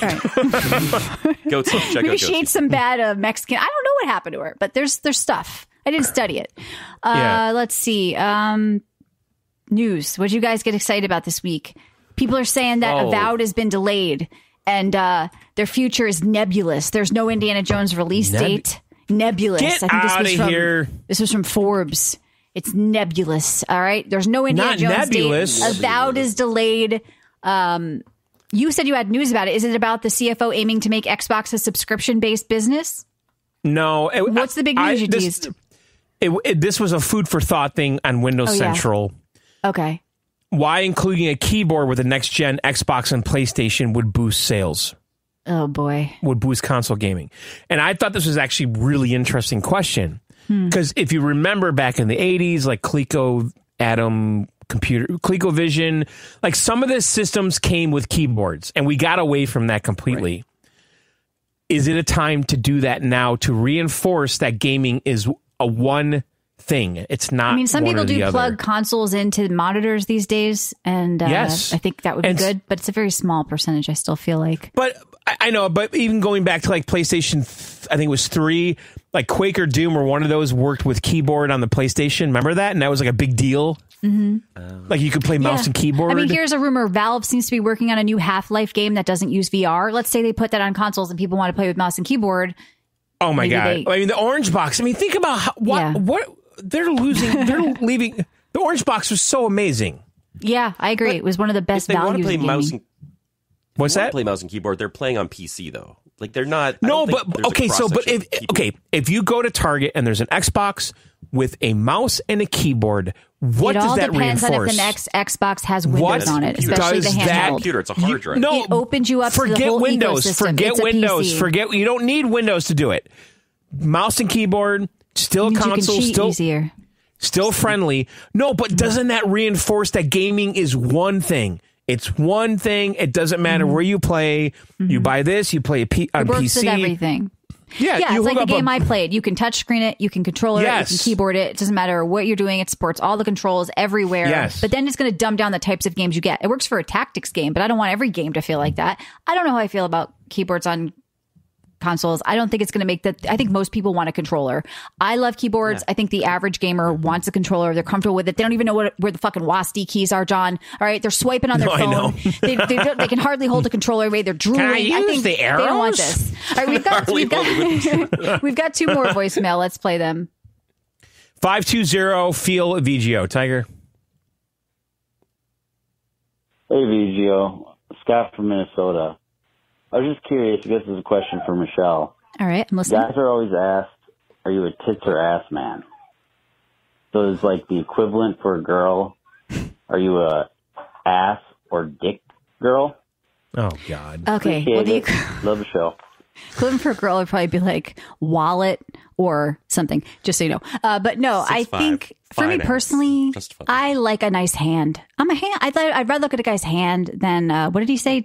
I mean, dicks are fine. Nobody doesn't like a bad dick. But I like a hand. What was the other one? A butt? I don't give a shit about a guy's ass, if I'm being honest.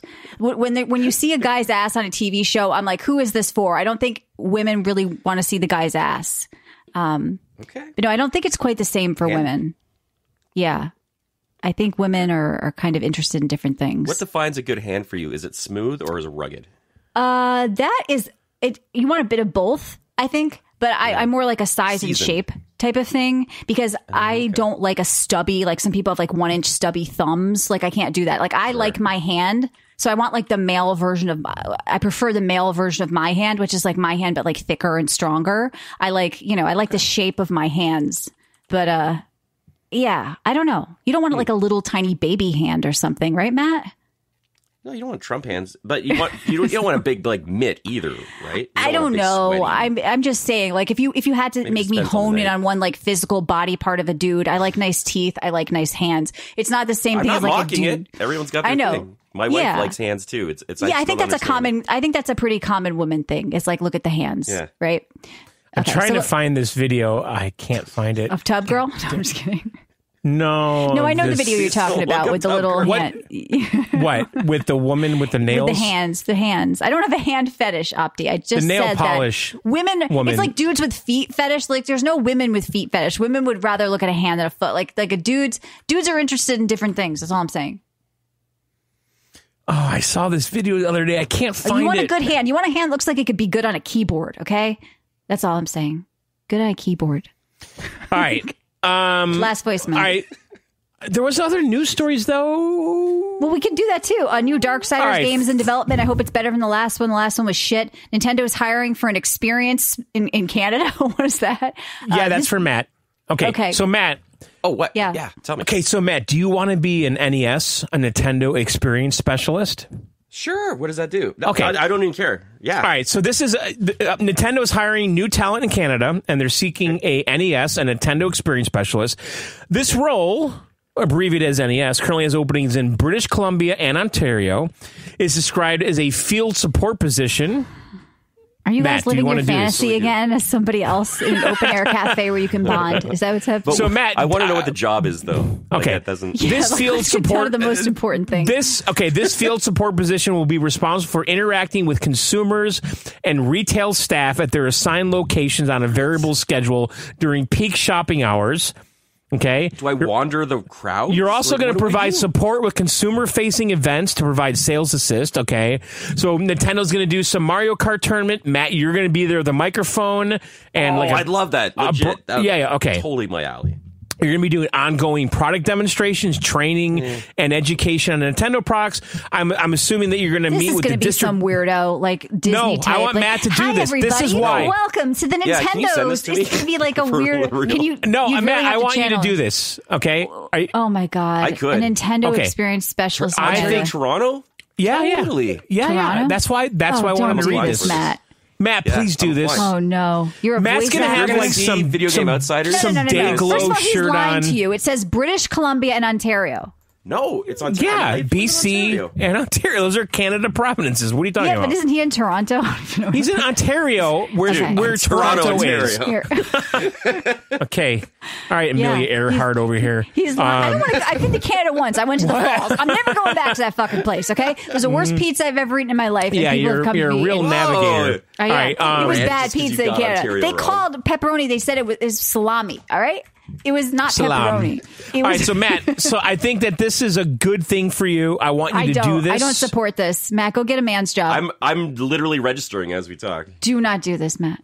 Please do it, Matt. You're going to be interacting and oh boy. This would be such an experience. I'd have to give up so much though, like a good pay. First of all, it's probably less than minimum wage. You're going to be in a terrible outfit. No, talking Matt, to children all day. This is a key.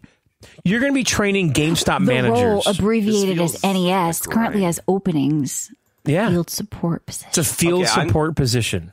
I'm just going to apply just for the shits and giggles. But how are you going to tailor your resume to it? So you're going to say you wrote for Guinness World and you've been a lover of Nintendo. Of course. Matt's got a great resume for this. Yeah, you're a voice actor where you drowned a few times. They're going to love that at Nintendo. Lifelong gamer, writer. Matt, your resume is off the charts. Everybody applying for this is a lifelong gamer and had an NES, John. You have to think fucking bigger, all right?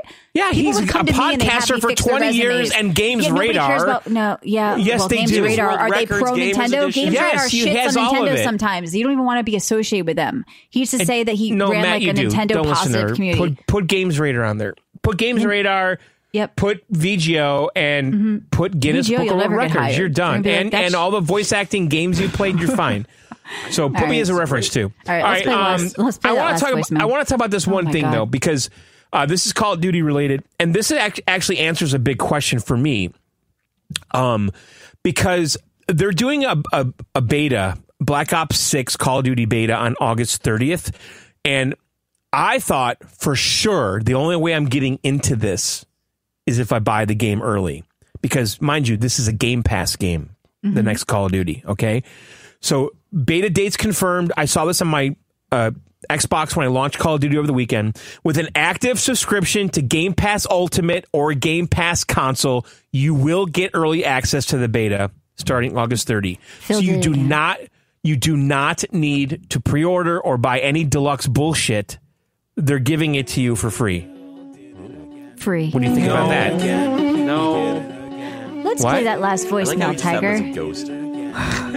What's that? Hey, VGO, Danish Roy. So about 2 years ago, I decided I wanted to go back and listen to all of your shows.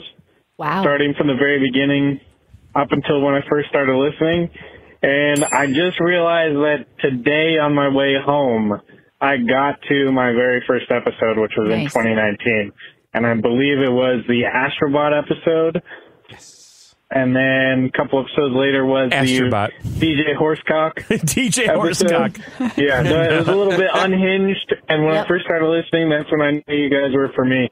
So I'm still getting caught up on the all of the premium content, but it's been a ride. You guys are a part of my commute, and I love it. I appreciate it. It's fun.